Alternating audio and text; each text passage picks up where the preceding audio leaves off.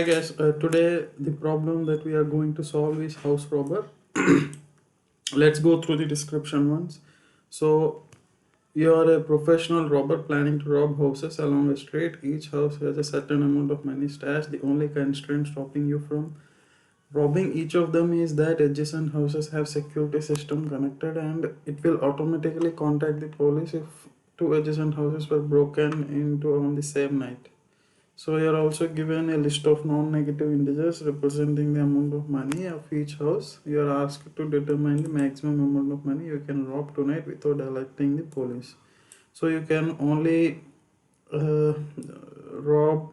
You cannot rob adjacent houses. You cannot rob houses side by side. You are given list of houses in which each value represents the amount of money in that house.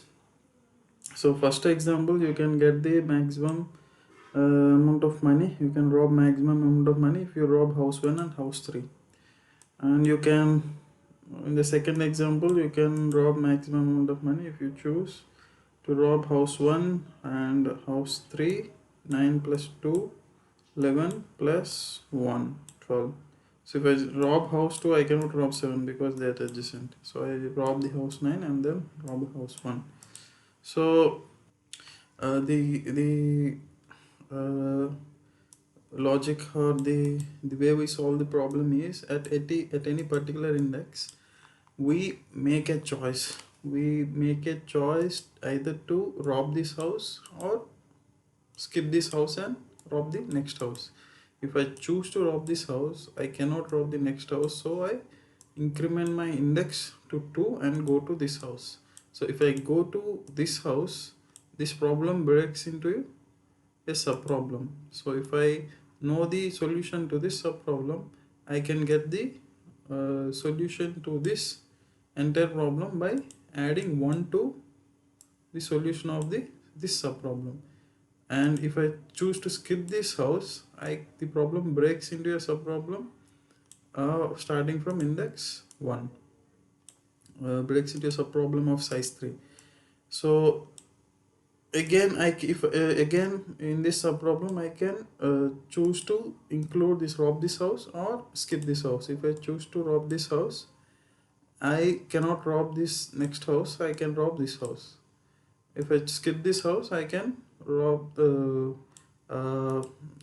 rob the house next to it, again in which the problem breaks into a subproblem of size 2, but we have already solved the subproblem when we try to solve the problem starting from index 1. Remember, when we choose to rob this house, we cannot rob this house next to it, so we go here. So this subproblem is already solved. So this, as you can see, this is an overlapping subproblem. If I have 1 2 3 1, so I can, starting from index 0, I can choose to rob the house, in which case amount of money is 1. I can choose not to rob the house, in which case sorry, if I start from 0 0, start from house index 0, and in which case the amount of money is 0, I can choose to rob the house, in which case if I choose to rob the house, I cannot rob the next house, so I need to increment it by 2. And if the amount of money is 1, if I choose not to rob the house, I can choose the rob the next house, in which case the sub problem starts from index 1 and the amount of money is still 0 because I'm skipping that house. Again, this we need to solve this sub problem, these two sub problems. So if this sub problem starts at index 2. If I choose to rob this house, then I cannot rob house next to it. I will increment by index 4, within which I reach my base case. So I add amount of money to it. If I choose to skip the house, I can rob the house next to it and amount of money remains 1. Here this sub problem becomes this sub problem starts from index 1 here. So I can either choose to rob the house, in which case I cannot rob the house next to it, so my index becomes 1 plus 2 3, and I can include the amount of money. which is 0 plus 2. I can either skip the house, in which case 2 subproblem starts from 2 and amount of profit is still 0. So I go on like this as when I increment when I reach the base case. So if I go on like this, when I reach the base case I just return 0.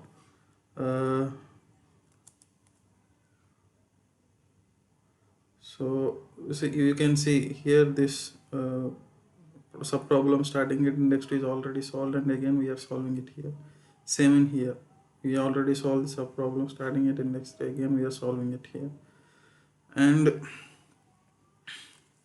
so we go on, proceed like this. So and when we reach the base case we return just 0, and we take the maximum of left and right.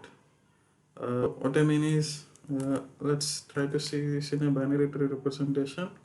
So I have taken this example here, 2, 10, 14, 8, 1. We have 5 houses and this black number on the top of each circle. Each circle is a recursive call. Inside value is the index, and the top value is my house, amount of money in that house. So at house 1, the amount of money is 2. House 2, amount of money is 10. House 3, amount of money is 14. So at each, you can see it branches out into 2 subtrees at each node or circle. At each recursive call, you take any circle, it branches out into 2, left and right. Left is where I choose to rob the house, right is where I choose to skip the house. If I choose to rob the house, I cannot include rob the house next to it, so I increment the index by 2. So if you see trees going left, the index is incremented by 2. So 0, 2, 4, 6. Here 1, 3, 5, 3, 5, 4, 6, 4, 6. The right subtree is where I choose to skip the house, in which case I can rob the house next to it. So 0, 1. So you can see right at any recursive call, the right, or at any node, you can see the right being incremented only by 1, 1, 2, 3, 4, 4, 5. So if we start from house 1, so we can either rob the house or do not rob the house. If we rob the house, we increment it by 2, and this now it breaks into a sub problem. This is a sub problem. So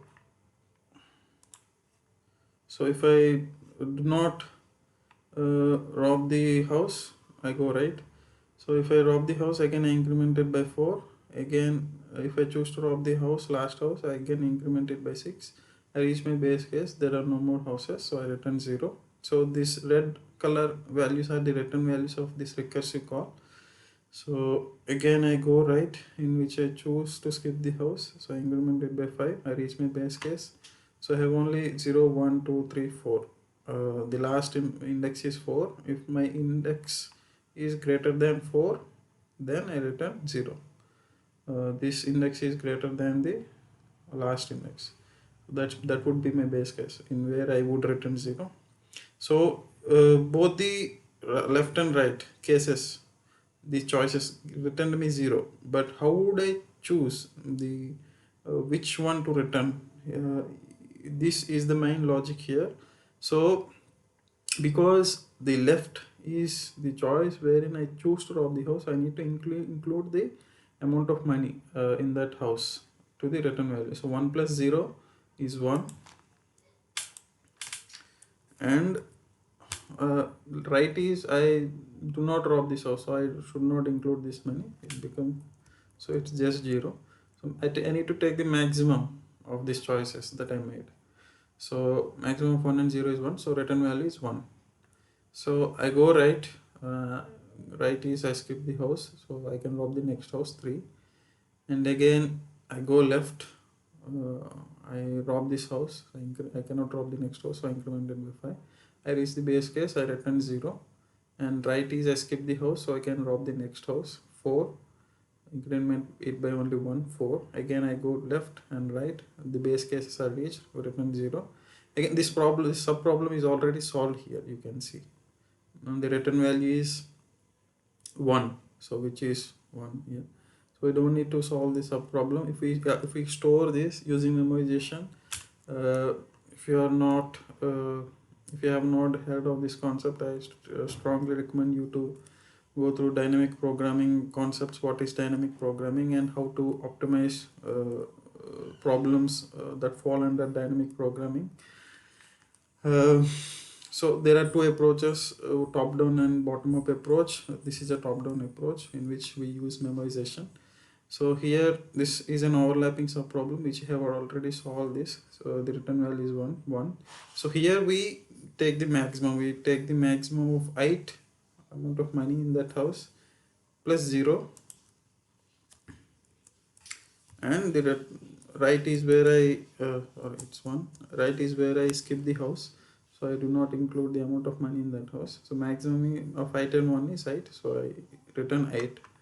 So at this particular node, again I need to make the choice to choose. I need to choose the maximum of 14 plus 1, which is 15, and 8. So maximum is 15. I return that. So now I go right. So and then I go left here. So this problem is already solved. The return value is 8. I return this again 2. This problem is already solved. The return value is 15. So I return 15. Here again I make the choice. I choose the maximum of 10 plus 8, 18, and 15. So maximum is 18. I return that. So here again I need to, this is the main problem, wherein I start at index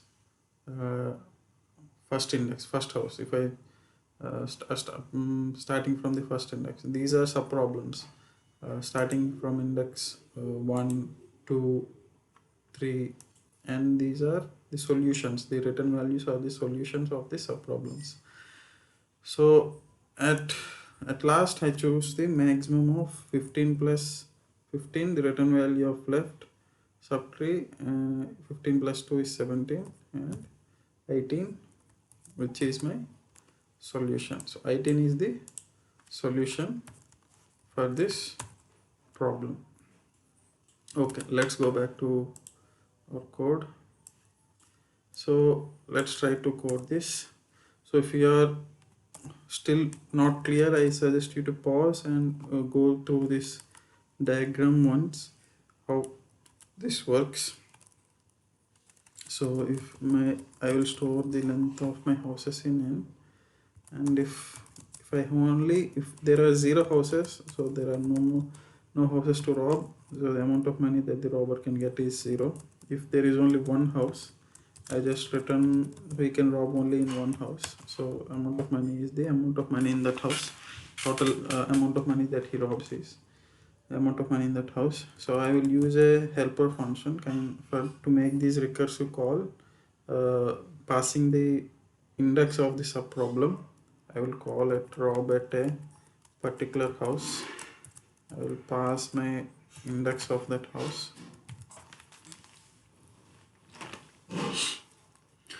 So my base case would be if my index is greater than or equal to n, I just return 0. Here, as I said, if it reaches the base case, I am returning zeros. And again, the two choices that I make at each index, I either choose to steal or rob the house. So in which case I increment a index by 2, or I do not steal the house, wherein I choose to increment my index by 1.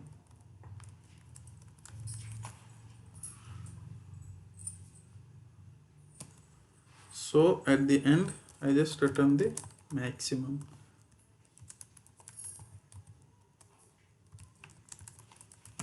Yeah, one more thing is here, if I choose to steal, I need to add the amount of money to the return value at that particular index. Here, as I said, the return value is 0 plus 1 amount of money. We take the maximum of both. And finally, I just call this function starting from index 0, which is my house 1. So let's try to run this problem. Okay, it's Robert house.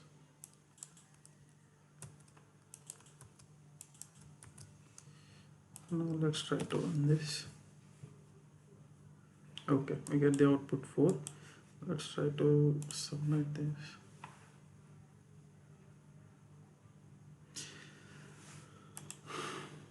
I know that the time limit is going to be exceeded, but I just wanted to show you. So this is a brute force approach. So we are not trying to optimize here. We are not trying any optimization here. Now the optimization is to store these solutions to the subproblems. So here we have many overlapping subproblems. 2 is here and it is repeated here. 3 is here and it is repeated here. 4 is here. 1, 2, 3, 4. So we have many subproblems being repeated. We have overlapping subproblems. So we try to store the solutions to the subproblems.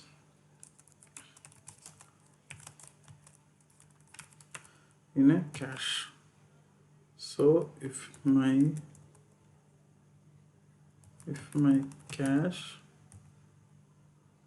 at particular index equal to -1, in which case then I wanted to solve that subproblem, because it's not in cache, it's not solved before. But if it's not -1, then before that I need to cache that cache index equal to maximum. So if it's not -1, in which case I have it's already cached, it's solved and it's cached here. So I just return my cached index. So if it's already solved, this condition would not be met. So I would just return the cached value. If it's not cached, so we have not solved that subproblem. So I go ahead and solve that subproblem, and then I cache the return value. I think this should be good. Let's try to run the code again. Make sure we do not have any runtime or syntax errors. Okay. Yes. So this is a top-down approach where we use memoization cache to store the solutions of the subproblems. That's it, guys. If you have any comments or if you have any questions or doubts, please let me know. Thank you.